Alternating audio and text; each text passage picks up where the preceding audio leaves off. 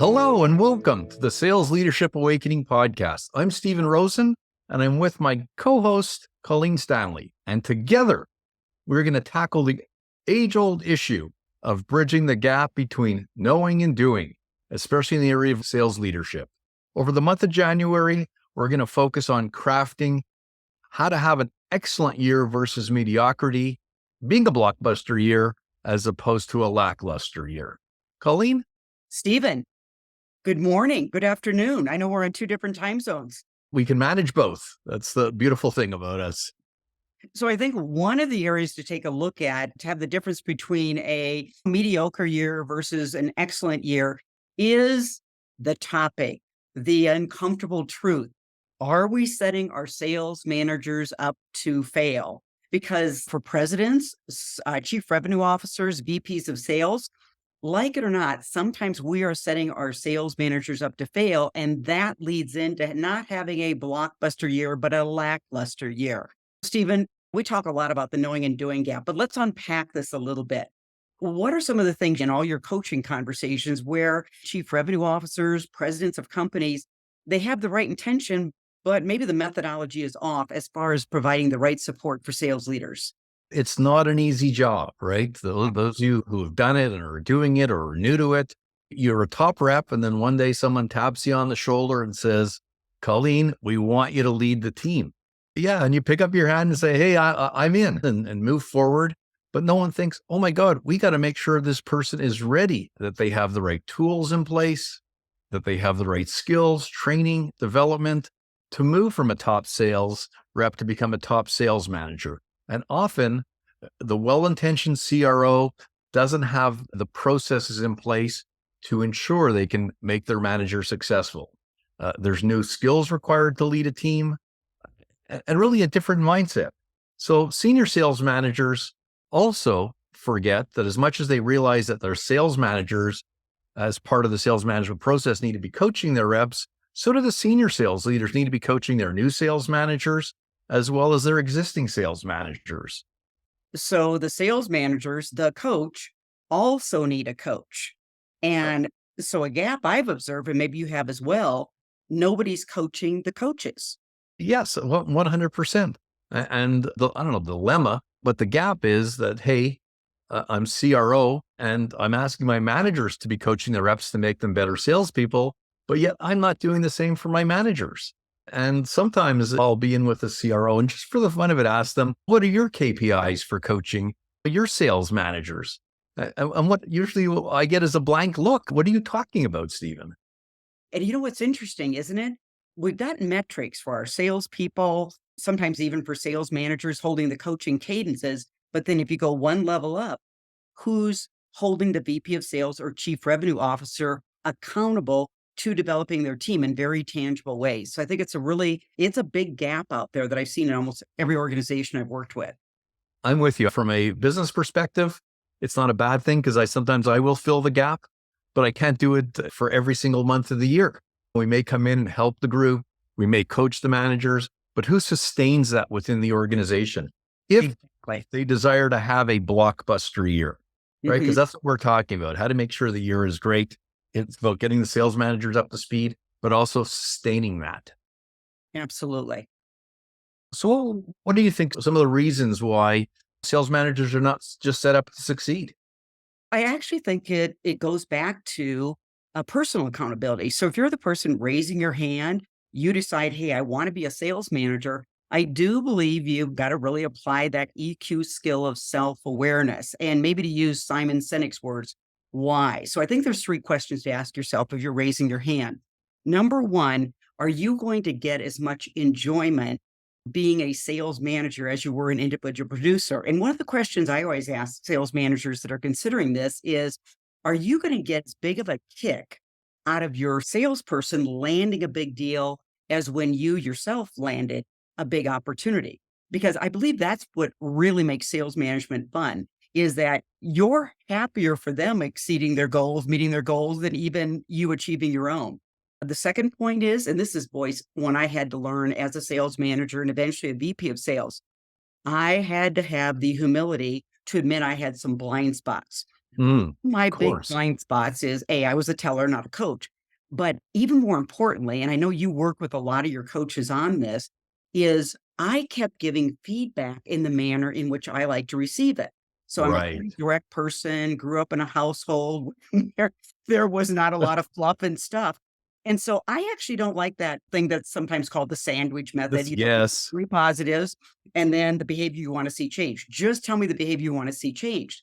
Well, Stephen, when I was coaching a rep and she actually started getting tears in her eyes, and it wasn't Oh, because she was this soft cupcake, as we call it. I wasn't giving her feedback in the manner in which she liked to receive it. She liked to have the accolades first. Now, as puzzling as that was for me, boy, was that a blind spot. And I couldn't blame her for not being a tough it up, buck it up person. That was on me. And then I right. think the third point to really consider if you're raising your hand, you're going to have a very steep learning curve because as you mentioned, you got to learn new skills. And I know we'll have you talk about these in a minute, but there's new skills to learn. That's going to take practice. That's going to take study. Are you willing to invest the time to learn the new skills to become as masterful at sales leadership as you were an individual producer? So I'm going to throw the ball back to you. And let's even talk about what are some of the hard skills these sales managers are going to have to learn, study, and master. I loved your story, first of all, about that young lady. And then and it begs a question that you may have left. I was hanging on it, hoping you were going to cover it, is how do we know what the right way to give feedback is?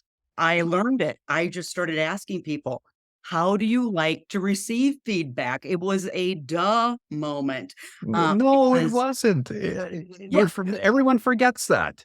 yeah. How do you like to receive feedback? And I have a consultant. He used to work with me for years. Now he's gone back into the public sector. And we love working together because we'd say, when we get on a coaching call, we get down to business. So I was wondering where that's you were going. Yeah, but that's easy when you're working with someone that has the same communication style, maybe needs, if we want to put it in that framework. So I simply started asking the question.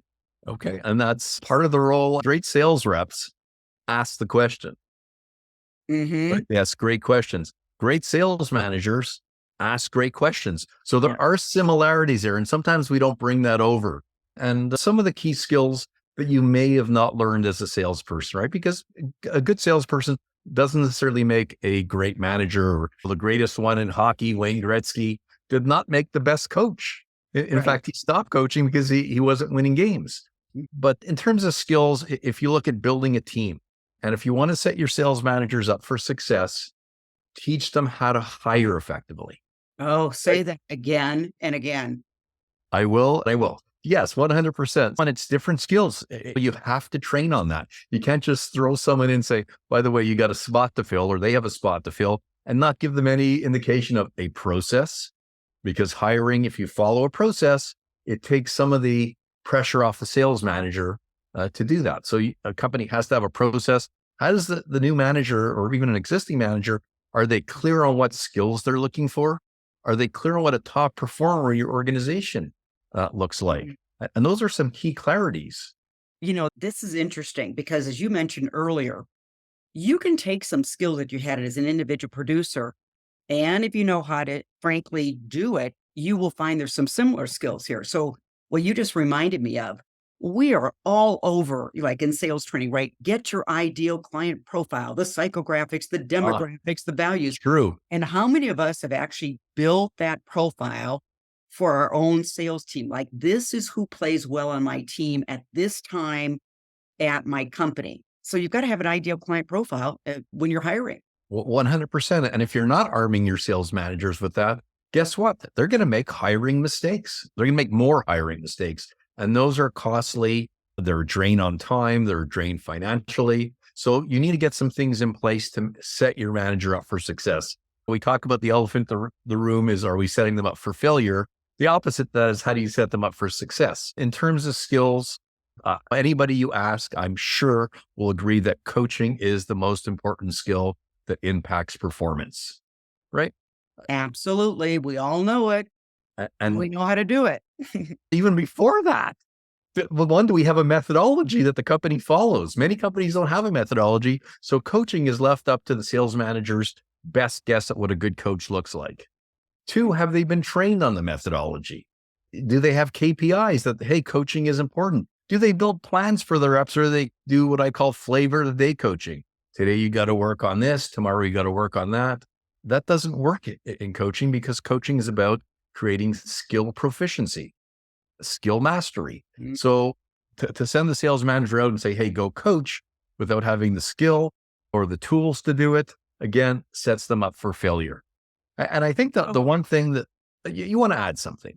What you're bringing to mind here. So going back to your hiring. So what I have found is a lot of companies don't have a hiring playbook. And when I ask them, so show me your hiring playbook, show me your interview guide, there Right. isn't any. Everyone's just showing up, and interviewer number one's going to ask this set of questions. Interviewer number two is going to ask this, and none of them may match that ideal client profile. And secondly, your point as a methodology, if you don't have a sales playbook, some type of methodology, I don't even care how simple it is, and because simple often wins, you Yes. can't coach without a playbook. If we look right now, we're in football season. Can you imagine all these players getting out in the field and the quarterback yells the play and everybody goes, huh? What play is that? They don't get it. We do that to sales managers every day. 100%. So some of it is one, training. How do you bridge that gap once you've trained to make sure it becomes reality? And then one of the most overlooked skills that are critical, and I know we're going to talk about it on an upcoming episode, is really, how do they execute the sales plan? Again, before we even get there, the question is, do they write an execution plan? Is there a template, a process in place to say, this is how we're going to execute? Do they know what their critical success factors are? Is everybody aligned on the team? If you have 3 sales managers reporting into you, and one thinks the most critical thing is growing new business, and the other one thinks it's expanding on existing business, you're not aligned as a sales leadership team. Right. So unless we can help the new or even ongoing managers, where you could have 3 managers and they all have 3 different goals, and unless you're aligned as a team, can you execute? Unless you know what your critical success factors are, can you execute? And of course, we need metrics to say, how well are we doing, so we can track execution. And I think that's one thing that gets dropped off. Companies are great at building marketing plans, and then execution is lobbed over the fence to the sales teams, the sales managers, and the adage that if it works well, it's a great marketing plan. If it fails, it's poor sales execution. And I guess that's the life of a sales leader. So those to me are some of the key skills that sales leaders need, but there's also the soft skill component. And maybe you can share it with our audience, what you feel are the key skills that we need to develop our sales leaders on. There's several. And one of the interesting points is that soft skills almost give this inference that they can't achieve hard sales results. But if you really, again, unpack some of these skills, they are tremendous in building good teams, trust on teams, and executions. Maybe if I had to talk to 3 today, the first would be emotion management, often called emotional regulation. And Mm, why this is important in building a team is that if you are a sales manager that really can't manage your emotions, you're up and down all the time. And so oh on my good God. days, you're good. When a problem comes along, you're not so good. And so what happens is your team sits there, and whether they're remote or in an office, they're sitting there going, okay, what type of mood is he or she going to show up in? When they have to wonder how you're going to show up, that erodes trust. And in fact, there was a study done by the Center for Creative Leadership. They're out of North Carolina. They surveyed 302 leaders, all walks, all titles. And what they did find was 28% of their success was attributed to emotional intelligence. And there was Amazing. 4 pillars. First pillar, emotion management. Now, the second, I would say skills, I would look at empathy and assertiveness. And I put these 2 in the same bucket because here's what happens. And I really saw this after we came out of the pandemic. I had managers saying, I've shown a lot of empathy, but we've got to get some stuff done, right? So Yes. do not confuse empathy for letting people off the hook. But why it's important to be able to state somebody's perspective is that if people don't feel like you've heard them, they can't hear you. And there are times when your salespeople's ears are on fire emotionally. So unless you can demonstrate empathy, they can't hear your great advice or counsel. But let's add the assertiveness here, because You can state their perspective, but maybe this is where you need to change expectations. The bar needs to be raised, a habit, attitude, sales skills. When you can show empathy first and then assertiveness, then you're stating what you need nicely. Without assertiveness, very dominant salespeople, what I call that driver personality, Right. can go into passive aggressive behaviors. They start going along to get along. I don't want to rock the boat. And so we Right. can talk about this in 10 years. So I would say if you looked at those three skills, there's many more, but manage those three and you're going to build trust, but you're also going to build execution, because behind execution, I believe, is assertiveness. Because I know, Stephen, with the amount you've done on execution plans, there's pushback, it's change. We don't know what the future looks like. And that's when it's very easy for a manager to let off the gas, lower expectation. Mm. And so assertiveness and having self-awareness and empathy, you can have conversations that gets that execution done. I love that level of depth in terms of the emotional component of leading. I think companies are becoming more clued into that, the importance. But what are you seeing in terms of training sales managers or helping them develop their emotional intelligence? When we started in this work, gosh, way back in 2012, people thought we were crazy. I had colleagues saying, no one's going to buy that. And part of it was a fair statement, because I think what is tough about teaching emotional intelligence skills, it can seem very intangible.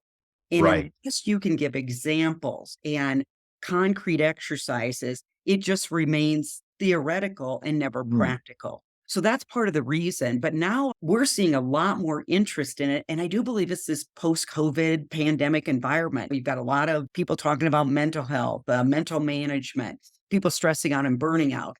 And so many of the soft skills can help resolve a lot of those problems.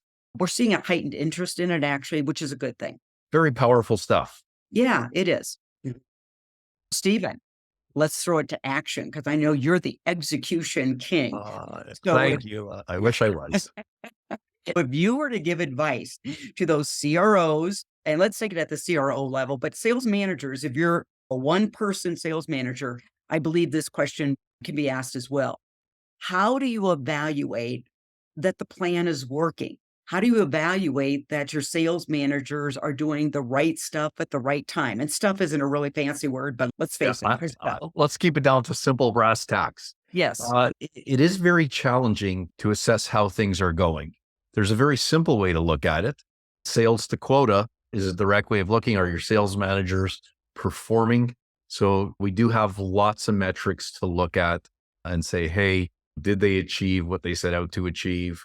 How they've done? How are they doing relative to other sales manager, or how are you doing relative to the market? I guess if you're one, if you're many, then how are people doing relative? But that doesn't tell you the whole story, does it? So if you look at the people component, right? Part of the role of the manager is, we talked about hiring the right people, developing the right people, and then actually keeping them with the organization, retaining them. Yes. And so what other metrics can we look at? Because I'm going to do the hard stuff, is the hard metrics. And one is turnover. Mm-hmm. Of course, that I used to use the wanted versus unwanted turnover. So wanted turnover. There's some you're like, thank you. Yeah. Well, good job. What took you so long? Right. And that's okay, except if Yes, it's what took you so absolutely. long. And then there's the unwanted turnover. Are people leaving because most people don't leave for money? They leave because of their manager.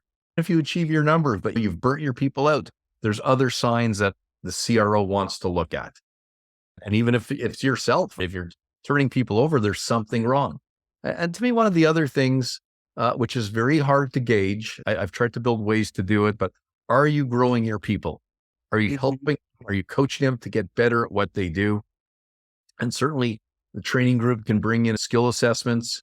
So let's say you have your sales playbook, and the first component is asking effective questions or setting objectives. We can evaluate how our salespeople are doing against the specific skill sets or competencies. And then look, have they grown as a result of coaching? You want to grow your business, which is easy to track, but you also want to grow your people. And so my advice is, if you're looking to evaluate how effective your sales leaders are, or how effective are you as a sales leader, it's not just one metric. If you're going to hang your hat on sales to quota, that's great, but there may be other things you want to look at, especially when it comes to the people. Are you experiencing turnover? Or are you retaining your top people? And two, what are you doing to grow your people, and have they grown over the course of a year? Because to me, a great coach, if you can help someone grow or develop in one or two key areas over the Mhm. course of a year, you've done a great job. This is interesting because it goes back to the sales goals and something we've talked about, learning goals. And Yes. all of that, I would say, ties into an EQ skill of delayed gratification. Putting together these individual coaching plans, that takes time. That's putting in the work. And it's really looking at each person as an individual. Because again, I think it's so easy to fall into mass sales management. Okay, everybody's got this learning goal. I'm going to approach everybody the same way here. But and I got to tell you, that's something I've had to really work at. So I'm not just speaking at it, it's looking at each individual and how do you approach them? What's their personal goals? I know some of my managers always knew my personal goals and somehow would help me achieve those as well. That's And guess well, what? If you're happy personally, you're going to bring that into the workplace. make your boss look good, right? Yes, absolutely.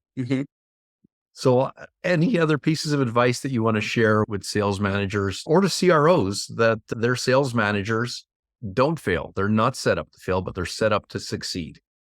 I would say take a best practice that we see from athletics. And instead of starting to train people when they're in the role, why not start identifying high potentials? And Steve and I had an interesting engagement a couple years ago, and it was with a, technology company out in California. And when they called me, I said, okay, are these people getting ready to go into sales management? No. Then I was puzzled, why are we training them? And their response was excellent. They said, here's what we're doing. We've identified, and they had to interview to be in this training program. Yes. They Yep. said, we've identified high potentials. However, Ah, we don't want to set them up to failure.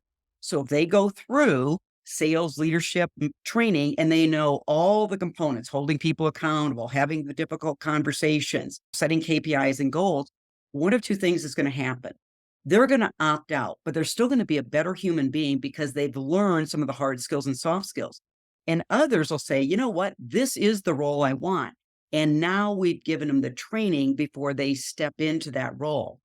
And it was just a really great insight for me and a wonderful team to work with. So they were investing before these people even got in those roles. Now that takes a leap of faith for a company because the thought could have been this: we don't want to waste money on somebody that's maybe choosing not to ever go into sales management. If you want to talk about something that costs you money, get a bad sales leader in place. They're miserable. Their people are miserable. Goals are being missed. And as you said, turnover is happening. So train your high potentials. It's going to cost you some time and money, but you're looking at the financial statement the wrong way because a lot of times we're not capturing turnover, poor morale, people not hitting their best potential. See, those numbers never get put on the P&L statement. So that would be my advice to our listeners today. oh my God, that's great advice. And you didn't know this, but I am working on a hypo program, and they've chosen a number of people, and we're doing some assessments and some opportunities for self-awareness. EQ is one of the areas that we Mhm. look at. So not all of them want to be sales leaders, and not all of them expect to be sales leaders. But what they're doing is they're investing in their people. And I don't Yes. know how many people have said to me, maybe half, that no one's ever done this before.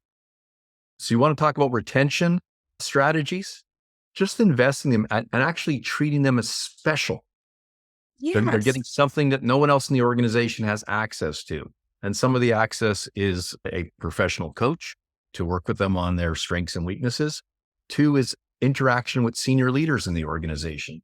So there's lots of things we can do, because part of it I talked about is retention of our top people. And if Yes. we show them the love, Mhm. they're more likely to stay than leave. If they're millennials and we show them the love and we coach them, they're not going to have a reason to leave.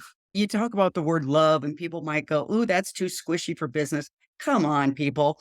Who doesn't need a little love? And I don't think anybody's ever gone home at the end of the day saying, my boss loved me too much. I got too much gratitude. I love the hard skills of training. And I know that's where you specialize in, but never forget those soft skills. You're still, until AI takes over the whole world, which I hope I'm gone by that time, but we're not dealing with robots. We're dealing with human beings there. That's great advice there. So if you Well, like what you heard today, and Stephen, unless you've got something to add, no, I've learned a lot from you, Colleen, as I always do. So, that's why we do these. We're teaching each other, which is always fun. And that's the other quality I'd say. If you're looking to be in sales leadership and you don't find you like to learn, doesn't mean you're a bad person. But great sales leaders create thought leaders, but the only way you're going to get new thought is to continue learning. So with that, I will thank you for joining us today. And if you like what you heard, please subscribe. We're going to be here every week for you. thank you.